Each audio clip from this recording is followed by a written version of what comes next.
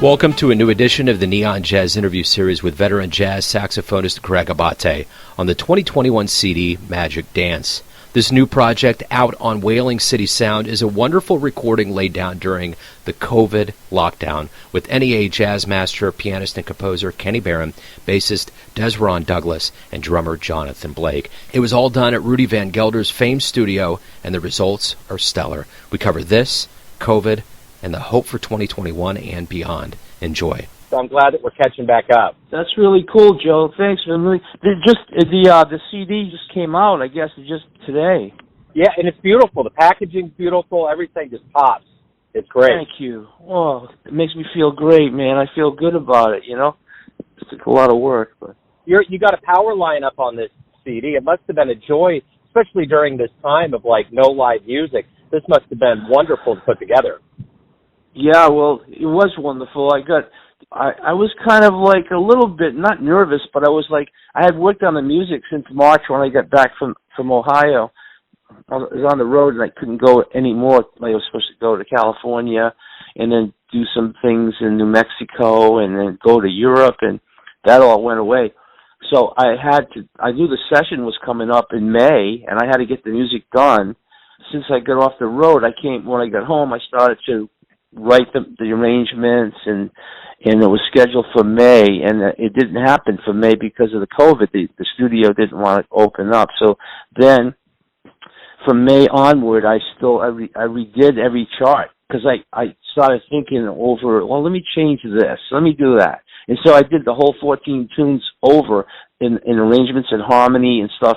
I don't even remember what I did the first time, but it was arranged twice, and then we recorded it in September. After all, from May to September, I had to wait. You dig? It was really a lot of anxiety, you know? Yeah, sure. Going to the studio and stuff, it's like staying in the hotel is like a ghost town, like in New Jersey, recording it. In the Cliffs at the Van Gelder studio.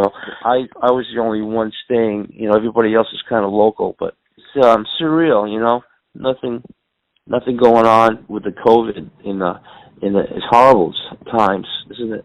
What was it like to work with Kenny and the group? I mean, you had a wonderful cast. I mean, what was that like to collaborate with such high-level cats?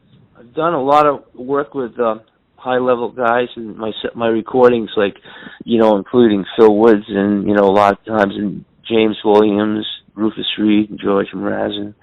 The list goes on. But I didn't know Dezron and Johnathan, although I met Johnathan in Maine in 2019 with Kenny Barron at a festival we were both playing at in Camden. Dezron was not on that one, so it was Johnathan. And for Kenny and I recorded in 1995 with Kenny Barron, and it's entitled Bop Lives. We did that in New York. So I knew Kenny from a previous recording, and he was pretty quiet, on that session in 1995. I didn't get to know him that much. And when we were in Maine, he remembered me. I gave him the CD we did. Of course, that was in 1995. It was on DA Records, subsidiary of Candid. So I knew Kenny. So and we were in touch on the phone, and it was great to work with them. They were very professional in trying to make it the best we could, and it was a nice reunion. And Kenny, apparently, he said he was really honored that I chose to do his music, and he gave me total freedom on it. He didn't say, let's do this or that. It's just do what you want, Greg, he said to me. The Greg Abate flavor in there, Yeah, I dig it, man. Yeah. What do you? I know the way this made me feel. I mean, when I put it in, the thing that's been refreshing about the world kind of waking up and people are getting vaccinated is that it's getting warm outside. Hearing a good album, I like to drive and listen to the CDs. And really listening to the CD while the world moves by me has just been really refreshing. I can tell that you guys enjoyed what you were doing. But I want to know from you, what do you hope that those that download and buy this album get from this? What are you hoping for the audience? I'm hoping that they, number one, like the music and they can hear a difference in the arrangements and the harmonies. That would be like kind of an advanced thing. Like I know people like yourself can do that, but a lot of people don't. But I like them to get a good feeling of it if they knew me or not know me. But people that do know me to know that I'm kind of a pacifist kind of guy, you know, and I've always liked, you know, strive for that thing of positive energy, you know, just one stream of positive energy. And like my music seems to be that way. People seem to get that out of it, sort of like it's like energized, but yet it's got a peaceful feel to it, you know, that type of thing. I think I got most of it there. I think to have them enjoy it and make them feel good inside. You know, that's the thing.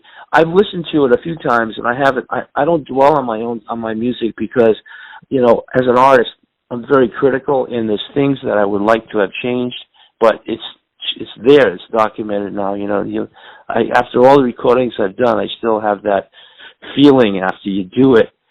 While doing it, it's like, oh, wow, this is great. Sounds good, you know, and then you get out and you listen to it after you mix it, you do it, you say, oh, man, I got to hear that again. You know, it's unbelievable what it does to us guys that record it. You know, it's like you don't want to live with it too much. But, you know, I have my wife and I'll come downstairs and we'll listen to a CD of mine. I mean, after maybe 6 months after, or even a year or two, revisit a CD, and it sounds totally refreshing.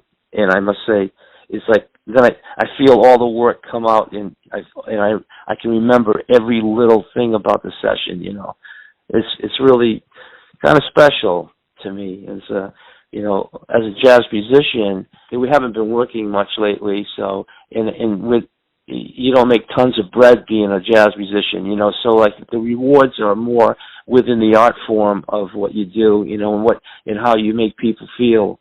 Yeah, totally. That's a great way of describing it. It almost sounds like when you revisit something, it's like you went through amnesia and you have like a blissful awakening, you know? That's great. Yeah, that's exactly right. It's pretty cool. So when we do return, what do you hope we all realize collectively about the power of live music? When you get back on stage, I'm in the crowd, what do you hope we all come to, conclusions we come to? Gee, you know, well, I feel like we should not take things for granted, like, you know, being, like, just, I remember, you know, you don't think about this, like, could a plague ever happen, you know? I mean, what the heck? You know, we should be able to conquer anything now in 2021, you know? But I think that, I hope it makes people come together more and, like, be more loving towards each other, even if you don't know somebody. At least be courteous and think of them like as yourself, you know, like the golden rule. Live by the 4 agreements, like that, you know, and just, I hope that this brings that a little bit more of that. But as far as what I think of the audience, I think that the excitement of being in a live concert again, I'm looking forward to seeing that more. I had the experience of a live audience like in October and a couple of other things, and people came in there, they were really, really excited to be there, and they seemed really happy, and that's what I'm expecting to see when this comes together. I know the people in Europe, in England, they sort of miss me because I've been going there for 18 years in July, in November, and I missed 2 Julys. I'm going to miss this July, and I missed last July and November, so it's like 3 tours I've missed, and I really feel like I've left some of my friends and family I haven't seen for a long time, you know, out there.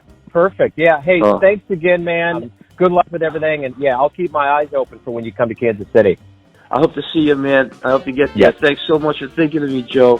Thanks for listening and tuning in to another Neon Jazz interview, where we give you a bit of insight into the finest players in Boston, Kansas City, and spots all over the world, giving fans all that jazz. And thanks to Greg for his time, music, and cool. If you want to hear more interviews, go to Famous Interviews with Joe Dimino in the iTunes Store. Visit neonjazz at youtube.com, and for everything Neon Jazz all the time, go to the neonjazz.blogspot.com. Until next time, enjoy the jazz, my friends.